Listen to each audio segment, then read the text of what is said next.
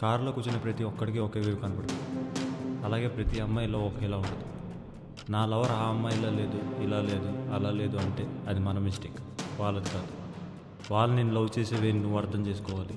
నువ్వు తిరిగి చూపించే లవ్ని వాళ్ళు రిసీవ్ చేసుకోవాలి. అప్పుడే కంపారిజన్స్ లేకుండా లవ్ ప్రశాంతంగా ఉండేది.